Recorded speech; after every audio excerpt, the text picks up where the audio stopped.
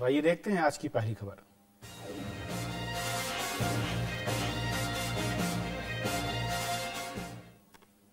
भ्रष्टाचार को उजागर करने वालों की सुरक्षा करने वाले कानून विसल ब्लोअर प्रोटेक्शन बिल को संसद की मंजूरी मिल गई है।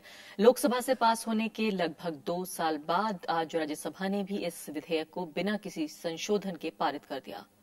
कार्मिक राज्य मंत्री वी नारायणसामी ने भरोसा जताया है कि कानून के जरिए भ्रष्टाचार उजागर करने वालों की सुरक्षा सुनिश्चित होगी। भ्रष्टाचार के खिलाफ लड़ाई में विसल ब्लोअर प्रोटेक्शन बिल काफी महत्वपूर्ण है। राज्यसभा में बिल पर चर्चा की शुरुआत करते हुए सदन के उप नेता विपक्ष रविशंकर प्रसाद ने कहा कि भ्रष्टाचार उजागर करने वाले लोगों की पहचान जाहिर नहीं होने देना अब भी बड़ी चुनौती है। बिल में आपने इस बात का प्रावधान किया है कि आइडेंटिटी डिस्क्लोज करने पर भी एक क्राइम होगा, लेकिन होता क्या है, तो देश की स्थिति है, तो देश का मीडिया है, तो देश में बाकी सारी चीजें हैं, तो कई बार आइडेंटिटी छुपती नहीं है। कांग्रेस सांसद आनंद भास्कर रोपोलू ने विधेयक का समर्थन किया, तो वहीं सीपीएम सांसद तपन सेन ने निजी क्षेत्र को भी बिल के दायरे में लाने की मांग की। It is important that the definition of the public servant who are going to be protected for whistleblowing against corruption need to be suitably expanded to include deemed public servant who are, besides the direct government or municipal sector or autonomous sector employees. This bill, whistleblowers bill, must extend to all public servants and public authorities in the center and states, including corporate bodies, companies, societies, or other associations of persons registered under the Central State Act. BJD ने देरी पर सवाल तो उठाया, मगर कहा कि लोकपाल कानून को इससे मजबूती मिलेगी। Not only to protect the whistleblowers, but we must also give proper compensation those who are losing their life during their struggle against the corruption side. But until and unless the Parliament of India does not ensure proper judicial reforms and quick delivery of justice against any unlawful activity, no act is going to reduce the cases of corruption. चर्चा के जवाब में कार्मिक राज्य मंत्री ने भरोसा दिलाया कि गड़बड़ी उजागर करने वालों को कानून में पूरा संरक्षण दिया गया है। यहाँ तक कि मीडिया की सुरक्षा की भी चर्चा बिल में है। नारायणसामी ने कहा कि निजी क्षेत्र के भ्रष्टाचार के लिए मौजूदा आईपीसी में काफी प्रावधान है।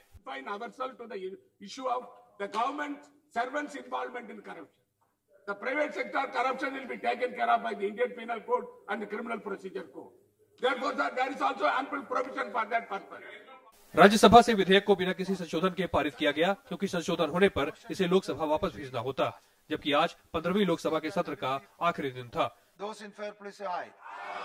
Those against, please say no. I think the ayes have it, the ayes have it, the ayes have it. The bill is passed. फिर भी सरकार ने भरोसा दिया कि सभी सुझावों को संवैधानिक प्रावधानों के तहत संरक्षित किया जाएगा। पंचानन मिश्रा, राज्यसभा टीवी।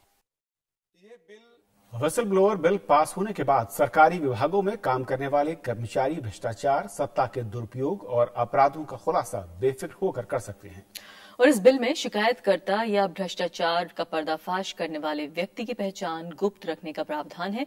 जरूरत पड़ने पर विसल ब्लोअर को पूरी सुरक्षा देने का भी प्रावधान है। इतना बुरी तरह उनको मारा गया है कि मतलब एक्सरे में जब हम लोगों ने रिपोर्ट देखा तो एक पैर के 3-3 टुकड़े हुए थे। सो इट वाज मिजरेबल, इतना बुरा तरह मारा गया था। वकार अंसारी के भाई अबरार अंसारी ने भ्रष्टाचार से लड़ने के लिए आरटीआई के हथियार का इस्तेमाल किया, लेकिन अफसोस कि उनको इसकी कीमत अपनी जान से चुकानी पड़ी। सत्येंद्र दुबे और मंजू नाथ ने अपने विभागों में भ्रष्टाचार का खुलासा किया, उन्हें भी मार दिया गया। बीते 10 साल में भ्रष्टाचार के खिलाफ लड़ने वालों पर हमले लगातार बढ़े। ऐसे लोगों की सुरक्षा का मुद्दा बेहद अहम बनकर उभरा और विसल ब्लोअर सुरक्षा कानून की जरूरत महसूस की गई। This bill, the main provision is that if any person, even without disclosing identity, he can give a petition. After the prima facie, when they find there is a case made out, unless until the man says, the person who gave a petition complaint, he says that his identity can be disclosed. his identity cannot be disclosed. If any person who discloses identity without his permission, those officers can be punished. भ्रष्टाचार के खिलाफ काम करने वाले संगठन लंबे समय से इस कानून को पास कराने की मांग करते रहे हैं। उनके अनुसार भ्रष्टाचार किसी एक कानून से नहीं रोका जा सकता। 4-5 सालों में ही हमने देखा है कि 30 से अधिक लोगों की हत्या कर दी गई है क्योंकि उन्होंने भ्रष्टाचार को उजागर किया है। तो जब तक इस तरीके के कानून नहीं आते हैं जो कि भ्रष्टाचार उजागर करने वालों को, शिकायत करने वालों को सुरक्षा दे, तब तक ये ढांचा जो है वो लोगों के इस्तेमाल के लिए, जो आम जनता है उनके इस्तेमाल के लिए बेकार होगा। ये सरकारी करप्शन जो होता है ये बाहर से पकड़ना बड़ा मुश्किल होता है। चाहे आपके पास सूचना का अधिकार का कानून हो चाहे ना हो, बाहर से बहुत मुश्किल होता है इसको पकड़ना। जब तक के अंदर के लोग नहीं बोलेंगे और नहीं बताएंगे हम लोगों को कि भाई देखो यहाँ ये हो रहा है वहां हो रहा है, तब तक ये नहीं होगा।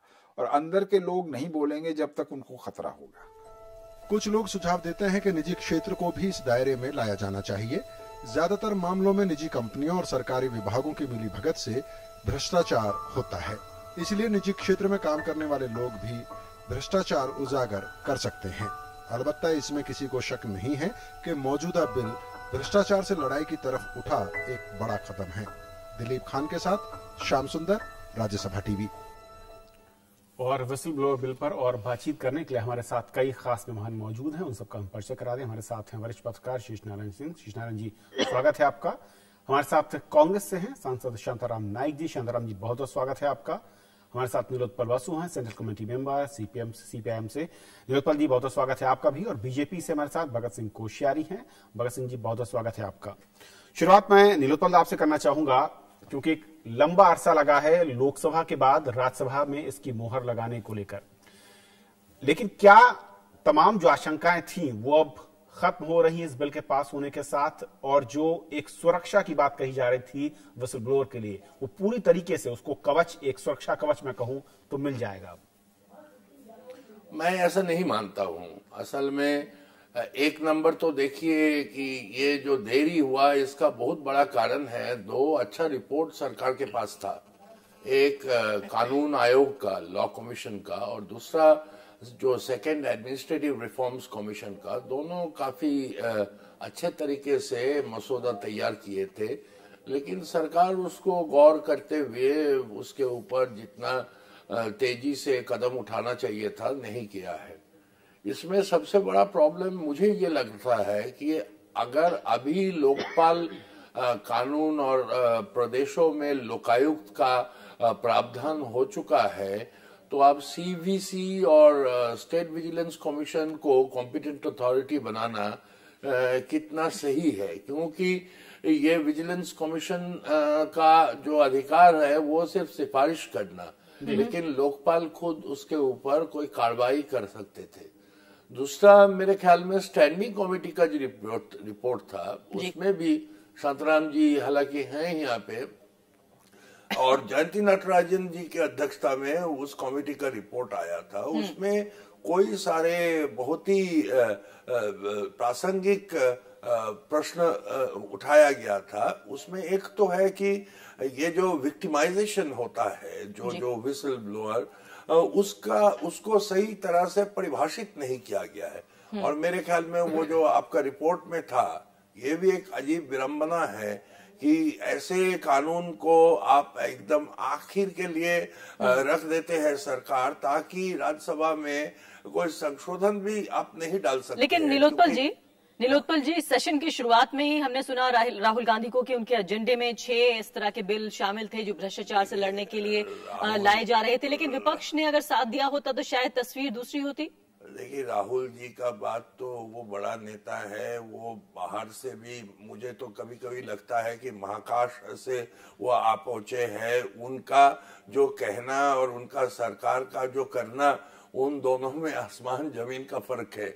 मेरे ख्याल में ये सब बहुत पहले हो सकता था अगर सरकार तैयार होते। वो तो आप देख लिए ना, मतलब हमारे नाराजगी के बावजूद भी हमने भी पारित कर दिया, इसलिए कि अभी इसके ऊपर अगर रंगा लगाते तो कोई कानूनी पारित नहीं होता। तो मतलब जितना भी। चलिए शांताराम नायक जी से सवाल पूछ लेते हैं। जो सवाल आप उठा रहे हैं कई महत्वपूर्ण सवाल हैं। शांताराम नायक, क्यों कहा जा रहा है विपक्ष के जरिए ये बात कि आप आखिरी उस लम्हे तक ले आए जबकि बिल्कुल करो या मरो वाली स्थिति हो गई? जो अमेंडमेंट्स इसमें लाने चाहिए थे वो नहीं लाए गए, जितना मजबूत ये होना चाहिए था कानून उतना नहीं हो गया। हालांकि इस बात के लिए जरूर मुबारकबाद कि तमाम दिक्कतों के बावजूद, हालांकि ये आजादी के बाद ये लोकसभा सबसे ज्यादा खराब परफॉर्मेंस वाली लोकसभा रही, उसके बावजूद भी लोकपाल बिल से लेकर और अब साफ तौर पर विसल ब्लोअर बिल जो है दोनों आपने पास करा लिया, लेकिन उतना मजबूत नहीं हो पाया जितना होना चाहिए था। आखिरी वक्त के लिए क्यों रखा गया? देखिए, इस कमेटी का मैं भी सदस्य था, हमने भी कमेटी के सदस्य के नाते बहुत काम कर दिया है इस पर। लेकिन ये देखिए, ये गए 1 साल या 1.5 साल आप देखिए रवैया विरोधी पार्टियों का रवैया ये था, कोई भी बिल पारित करने न देना, इसमें वो लगे थे। आज बड़े नसीब से हम उसको पास करवाए, सबकी मदद थी हालांकि, लेकिन यू एग्जामिन, बाकी मैं पार्टियों का नाम नहीं लेता हूं, हर एक पार्टी लगे हुए थे कि संसद के सामने जो विधेयक है वो पारित न हो जाए। नहीं तो क्या एक विसल ब्लोअर एक बिल है, ऐसे 5-6 बिल है, जैसे आपने बताया 5-6 बिल है, वो क्यों पारित नहीं हो पाए? क्योंकि सरकार की वजह से नहीं पारित हुए। इसके बढ़िया तो दूसरा बिल है सिटीजन राइट्स का। लेकिन शांताराम नायक जी, कहा यह भी जाता है कि जो सियासत है देश की वो इस बात की इजाजत नहीं देती कि सारा श्रेय जो है वो कांग्रेस पार्टी को चला जाए, यूपीए सरकार को चला जाए, और बीजेपी का ये भी लगातार, हालांकि उनसे भी हम बात करेंगे, लेकिन उनका कहना ही रहा है कि राजनीतिक एजेंडे में क्यों शामिल हो जाए बीजेपी। आखिर श्रेय देने का ये जनता डिसाइड करेगी। जनता देख रही है ना कौन पास कर रहा है, क्या हंगामा हो रहा है कि इन दिनों में, उसके पीछे, हंगामे के पीछे कौन है? शांताराम नायक जी, जो बैठते हैं आसपास देखते हैं वो पीछे होते हैं, जो वेल में जाते हैं वो फिर एक्टर होते हैं। मैं अगर वापस लौटूं विसल ब्लोअर बिल पर, जो बात कह रहे हैं इस वक्त दूसरे साथी और आप खुद, क्योंकि उस कमेटी में थे, 2 बातों को लेकर। एक तो जो व्याख्या की गई है कि जो खुलासा होगा, यानी कि जो विसल ब्लोअर इस बात की जानकारी आएगा, उसकी व्यापक परिभाषा नहीं की गई है। दूसरी जो एक छोटा सा ऑब्जेक्शन ये आ रहा है कि जिस तरीके से जो उत्पीड़न की बात हो रही है उस पर कोई खास ज्यादा तवज्जो नहीं दी गई है, उसको भी थोड़ा सा उसका डार्क साइड है, उसमें कुछ अभी पूरा क्लैरिटी नहीं है। क्या ये माना जाए कि इन बिंदुओं पर आगे कुछ प्रावधान होने की उम्मीद है, या फिर जैसा कि लोकपाल कर रहे हैं कि आखिरी दिन था संसद का, इसीलिए बहुत ज्यादा गुंजाइश नहीं दी गई थी, लेकिन कम से कम इससे जरूर हम कह सकते हैं शुक्रिया कि भाई राज्यसभा ने इसको मोहर लगा दी और जो लंबा इंतजार था वो खत्म हो गया। देखिए, अभी जो प्रोसीजर है 2 मिनट में बताता हूँ जी। पहले जो जब कंप्लेन करते हैं वो डिस्क्रीट इंटरनल इंक्वायरी हो जाएगी। अगर उसमें तथ्य पाया गया तो डिपार्टमेंट को उसके बारे में पूछा जाएगा और बात ली जाएगी। इस दरमियान उसकी आइडेंटिटी डिस्क्लोज नहीं की जाएगी जब तक खुद कंप्लेनेंट ये न कहे कि मेरी आइडेंटिटी डिस्क्लोज की जाए, ये प्रावधान है। उसके बाद जब उसमें तथ्य पाया गया तो डिसिप्लिनरी एक्शन तो ले सकते हैं। उसके बाद अगर ये मामला सीरियस है, प्रिवेंशन ऑफ करप्शन एक्ट के अंदर आता है, तो सीधे प्रिवेंशन और करप्शन एक्ट के अंदर उसमें केस दायर किया जाता है। इतना बढ़िया प्रावधान है, मैं समझ सकता हूँ ये चीज उसमें कम है या अभी तक नहीं हुए। वापस आते हैं शांताराम जी। प्रोटेक्शन जो विसल ब्लोअर को देना चाहिए जी, उसमें अभी स्कीम नहीं है, बिल्कुल डायरेक्शन दिया है, कॉम्पिटेंट अथॉरिटी दे सकता है। शांताराम जी वापस आते हैं आपकी तरफ। शेष नारायण जी भी मौजूद हैं, लेकिन इससे पहले मैं भगत सिंह कोश्यारी की तरफ रुख करना चाहती हूँ। भगत सिंह कोश्यारी जी, फिलहाल कम से कम ये तो अच्छी बात है कि इस बिल को जिंदगी मिल गई, ये कानून बन जाएगा अब, लेकिन इसके साथ साथ जितना मजबूत हो सकता था उन अमेंडमेंट्स के साथ वो नहीं हो पाया। क्यों साथ दिया भी गया और नहीं भी दिया गया? नहीं, देखिए, जहां जहां कांग्रेस की मंशा थी कि हम उनका साथ दें, यूपीए ने जहां सच्चे मन से ये चाहा कि उनको साथ मिलेगा, उन्हें साथ मिला। वास्तव में मैं सबसे पहले बिल के खामियां या बिल की जो कमियां रह गई उनकी बजाय मैं आपको जो बीच में हमारे शांता नायक जी बोल रहे थे, मैं सोचता हूं कि ये इनका कथन के विपक्ष ने साथ नहीं दिया, ये सरासर गलत है।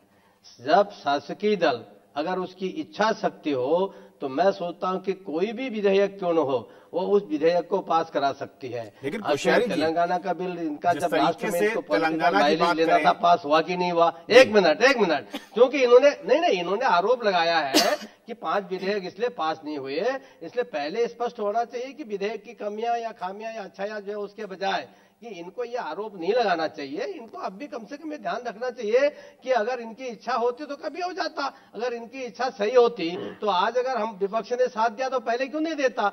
विपक्ष हमेशा साथ देने को तैयार रहता है। वास्तव में जो मैं पिछले 5 साल से लगातार संसद में ये देख रहा हूं और वैसे भी पहले भी देखता रहा हूं कि सत्ता दल जो है वो एक प्रकार से अब यहाँ पर व्हिसिल ब्लोअर सबने पास कर रखा है, अब बीच में वो अपने नेता के नाम ले आए हमारे नायक साहब जो है। तो इसलिए मेरा क्या कहना है कि कुल मिलाकर के इनकी कोई बहुत अच्छी बड़ी इच्छा थी नहीं, एक सस्ती लोकप्रियता के लिए चाहते थे। और जो व्हिसिल ब्लोअर हमारे विपक्ष ने सब लोगों ने मिलकर उसको पास किया है, उसमें जो भी कमियां होंगी मेरा पूरा विश्वास है कि जो आगे आने वाली सरकार है जिसमें बहुत सभी लोगों चलिए आप कह रहे हैं कि आगे आने वाली सरकारें जो होंगी वो इसमें जो हमारे मीडिया के लोग हैं उनका भी मत है कि भारतीय जनता पार्टी आएगी, वो उसमें आवश्यक संशोधन करके उसको जो भी सशक्त बनाना वो ये कोश्यारी जी वक्त बताया कि कौन आता है क्या होगा। लेकिन शेषनारायण जी, जिस तरीके से व्हिसिल ब्लोअर पास हुआ है कि बड़ी उपलब्धि जरूर कही जा रही, लेकिन जैसा कि दोनों जो मेहमान हैं और कुछ और लोग भी इस बात की आशंका भी जाहिर कर रहे हैं कि अगर कुछ ऐसे बिल जिन पर सबकी सहमति थी उनको पूरा वक्त देने के साथ, पूरी चर्चा के साथ, और जो जहां पर खामियों की बात चर्चा हो रही है, चाहे स्टैंडिंग कमेटी की सिफारिशें हों या फिर लॉ कमीशन की बात रही हो, उनको शामिल करते हुए मजबूती के साथ रखा जा सकता था, उस पर मुहर लगाई जा सकती थी। आखिरी दिन आकर सभी तैयार हो जाते हैं, उसके बाद उस पर मुहर लग जाती है। क्या कहेंगे आप? ये जो 5 साल इस 15वीं लोकसभा के हैं, राज्यसभा जाहिर है कि महत्वपूर्ण भूमिका में रही है। इसको याद इसलिए किया जाएगा कि सबसे अधिक संख्या में बिना चर्चा किए बिल इस लोकसभा ने पास किए हैं। और इन्होंने कांग्रेस वालों से एक सवाल मेरा ख्याल है लाजिम फर्ज बनता है हम लोगों का पूछना कि अगर माननीय राहुल गांधी ने जो उस दिन कहा था लोकसभा में कि 6 बिल पास होंगे तब भ्रष्टाचार मिटेगा, अगर उन्होंने 1 साल पहले कह दिया होता तो जिस तत्परता से कांग्रेस वाले इसमें लगे हुए थे, क्या उसको उतनी तत्परता से लग जाते तो शायद साल भर पहले पार हो जाता। वो तो लास्ट सेशन में उन्होंने ये बात कही है। तो इन लोगों की जो बीजेपी का तर्क है कि भाई राहुल जी की इच्छा को पूरा करने के लिए अगर आप कोई नियम कानून बनाते हैं तो वो कितना महत्वपूर्ण है। और दूसरा, आज एक बहुत दिलचस्प बात अभी पार्लियामेंट के बाहर राजीव शुक्ला जो संसदीय कार्य के राज्य मंत्री हैं, उन्होंने कहा कि उनके पास सूचना है कि नरेंद्र मोदी जी ने कह रखा था कि राहुल जी की इच्छा वाले कोई भी बिल न पास होने पाए। तो भैया किस मुकाम पे हमारी राजनीति पहुंच गई है? नहीं, ये गलत, और ये जरूरी ये राजीव जी का गलत बयान है। चलिए मैं गलत और सही जो भी उन्होंने कहा, मैं तो रिपोर्टर हूं, हमारा काम जो है हम सुना दे रहे हैं। सुनिए, आप बात सुनिए भगत सिंह जी। मैं जो निवेदन कर रहा हूं वो सीधा सीधा ये है, सुन रहा हूं, कि बिना चर्चा के देश के भविष्य को संभालने वाले जो कानून हैं उनको बनाने के लिए दोनों ही बड़ी पार्टियों को जिम्मा लेना पड़ेगा, और ये बिल्कुल गलत है। और अभी जैसे निरुत्पल ने कहा कि भाई विधि आयोग था और प्रशासनिक सुधार आयोग की जो सिफारिशें थी उनको विचार में नहीं लिया गया, तो ये जल्दबाजी का जो कल्चर है ये आज 4 साल से, 3 साल से, 2 साल से, 1 साल से, मेरा बुनियादी सवाल ये है कि मैं एक पार्लियामेंट्री रिपोर्टर के रूप में, हमने ये देखा है कि आमतौर पे लोग कहते थे मेंबर्स कि चलो भैया स्थगित हो जाएगी फिर चले आएंगे।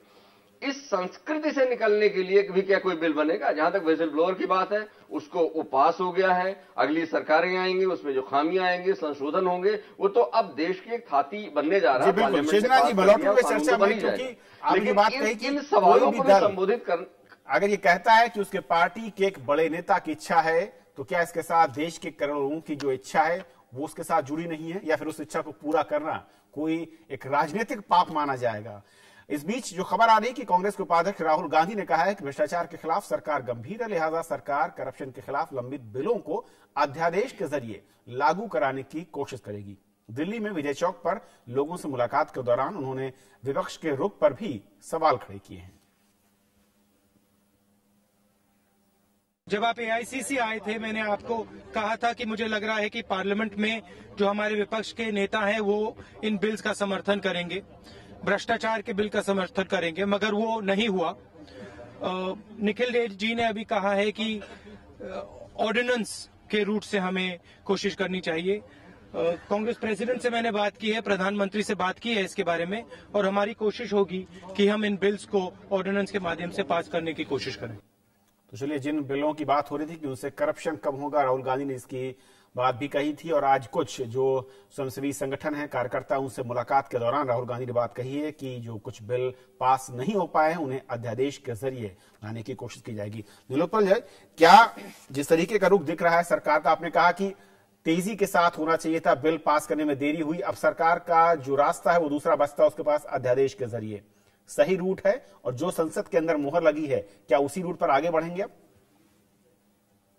प्रवीण जी, मैं समझता हूँ अध्यादेश का क्या मतलब कि अध्यादेश का कोई मतलब नहीं है स्टेज पे, क्योंकि अध्यादेश तभी कानून में तब्दील होता है जब अध्यादेश को संसद के सामने सम्मति के लिए लाया जाता है।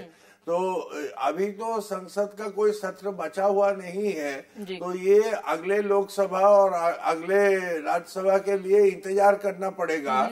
और उसमें कोई जरूरी नहीं है कि राहुल जी के पार्टी इस स्थिति में होंगे कि ये अध्यादेश के पक्ष में वो बना पाएंगे उस किस्म का स्थिति। लेकिन उससे भी ये तकनीकी सवाल है, उससे भी जो महत्वपूर्ण बात है, जो शेष नारायण जी बोल रहे थे, मैं उसमें छोटा सा टिप्पणी करना चाहूंगा। ये जो दो पार्टी वाली बात ना, ये वो बहुत खतरनाक बात है, ये मैच फिक्सिंग हो जाता है। और जो पहले ये राहुल गांधी की बात को जरा क्लियर कर लेते हैं, इस बात पे हम वापस लौटेंगे, आपकी तरफ भी मैं वापस लौटूंगी। शांताराम नाइक जी, बड़ी तकनीकी सी बात है कि क्या सरकार के पास फिलहाल चुनाव से 2 महीने दूर ये मैंडेट है कि वो ऑर्डिनेंस बनाए? दूसरी बात, जिस तरह से नीलोत्पल जी ने भी ये कहा कि वापस उसे पार्लियामेंट में जाना होता है 6 महीने के अंदर, तो क्या जिस तरह से राहुल गांधी कह रहे हैं ये इसमें कोई प्रैक्टिकलिटी नजर आती है? ये बात संभव लगती नहीं है। नॉर्मली हम समझ सकते हैं चुनाव नजदीक है, इसलिए इस संसद को ऑर्डिनेंस लाने का क्या अधिकार है। लेकिन आप देखिए, बैकग्राउंड देखिए, जो 5, 6, 7 बिल जो एसेंशियल है वो पारित न हो पाए इन लोगों की वजह से, तो इट इज प्योरली जस्टिफाइड कि इस तरह के ऑर्डिनेंस के द्वारा लाए जाए। नॉर्मल केस में मैं कहता हूं, मैं समझ सकता हूं कि लाया नहीं जाता है नॉर्मल केस में, बट यहाँ पे पूरा अधिकार है सरकार को अध्यादेश लाने का जनहित के दायरे में। शांताराम नाइक जी, उसको लाना तो पार्लियामेंट में वापस होगा, और पार्लियामेंट में इसके बजाय 2 दिन सेशन को एक्सटेंड क्यों नहीं किया? Lok Sabha is a continuous process, government 2 दिन एक्सटेंड क्यों नहीं किया संसद को? नीलोत्पल जी की बात का जवाब देंगे आप, शांताराम नाइक जी? क्या बताइए। नीलोत्पल कह रहे हैं कि 2 दिन एक्सटेंड करने से तो सोमवार और मंगलवार बाकी जो बचा हुआ है वो पारित हो सकती थी। ये सब झमेला नहीं आता। आपसे आपकी पार्टी सुझाव देती, हम मान लेते, सुझाव देती, सब कुछ क्यों नहीं दिया? करेंगे तो सरकार का क्यों नहीं दिया होगा? जी, नीलोत्पल, अजीब सा आज सरकार की ओर से अजीब सा सदन में बताया गया कि तमाम पार्टियां सत्र को बढ़ाने के लिए सहमत नहीं थी। कोश्यारी साहब समझ सकते हैं, बता भी पाएंगे। कोश्यारी साहब, अब सवाल ये है कि अगर विसल ब्लोअर बिल को आखिरी में पास किया जाए, कुछ बिल बच गए जिन पर सहमति थी, और मुझे दिख रहा है कि कई सारे लोग थे, कई संगठन थे जिन्होंने एक मार्च भी किया था कि करीब 12 ऐसे बिल हैं जिन पर तमाम दलों की रजामंदी है, कम से कम वो पास हो सकते थे। क्यों नहीं हो पाए? क्यों दिक्कत रही? राजनीति इतनी ज्यादा आड़े आ गई, कुछ नेताओं के नाम जुड़ने के साथ क्या ये बिल देश की जनता के लिए अहितकारी हो जाएंगे? नहीं। देखिए, ये सवाल कुछ नेताओं के नाम के जोड़ने का भी नहीं है। मैंने आपको पहले ही अपने संक्षेप बात में कहा है 2 वाक्य में कि इस सरकार की नीयत पर ही संदेह रहता है।